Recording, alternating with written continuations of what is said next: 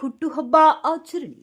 ಗಂಗಾವತಿ ನಗರದ ವಾಣಿಜ್ಯೋದ್ಯಮಿಗಳಾದ ಮಸ್ಕಿ ಶೇಖರಪ್ಪ ಇವರ ಸುಪುತ್ರಿ ಕುಮಾರಿ ಐಶ್ವರ್ಯ ತನ್ನ 25ನೇ ವರ್ಷದ ಹುಟ್ಟುಹಬ್ಬವನ್ನ ತಾಲೂಕಿನ ದಾಸನಾಳ ಗ್ರಾಮದಲ್ಲಿರುವ ಅಂಗವಿಕಲರ ಮತ್ತು ಬುದ್ಧಿಮಾಂದ್ಯ ಶಾಲೆಯಲ್ಲಿ ಅಂಧ ಮಕ್ಕಳ ಜೊತೆಗೆ ತನ್ನ ಜನ್ಮದಿನದ ಹುಟ್ಟುಹಬ್ಬವನ್ನ ಸಂಭ್ರಮದಿಂದ ಆಚರಿಸಿಕೊಂಡರು.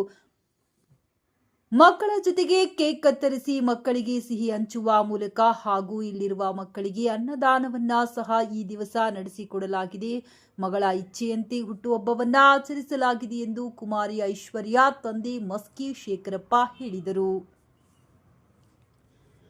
ಹುಟ್ಟುಹಬ್ಬವನ್ನ ಎಲ್ಲಿ ಬೇಕೆಂದರಲ್ಲಿ ಆಚರಿಸಿಕೊಳ್ಳಬಹುದು. ಆದರೆ ಕಣ್ಣು ಕಾಣದ ಮತ್ತು ಕಿವಿ ಕೇಳದ ಅನಾಥಾಶ್ರಮದ ಅಂಧ ಮಕ್ಕಳ ಜೊತೆಗೆ ಇಂತಹ ಹುಟ್ಟುಹಬ್ಬವನ್ನ ಆಚರಿಸಿಕೊಳ್ಳುವುದರಲ್ಲಿ ನನಗೆ ಸಂತೃಪ್ತಿ ಇದೆ ಎಂದು ಕುಮಾರಿ ಐಶ್ವರ್ಯ ಹೇಳಿದರು. ಸಮಾಜದಲ್ಲಿ ಎಲ್ಲಾ ವರ್ಗದ ಜನರೊಂದಿಗೆ ಬೆರೆತು ಇಂತಹ ಹುಟ್ಟುಹಬ್ಬಗಳನ್ನ ಆಚರಿಸಿಕೊಳ್ಳುವುದರಲ್ಲಿ ಸಂತೋಷ ಮತ್ತು ಸಂಭ್ರಮಿಸಬೇಕಾಗಿದೆ ಎಂದವರು ತಿಳಿಸಿದರು.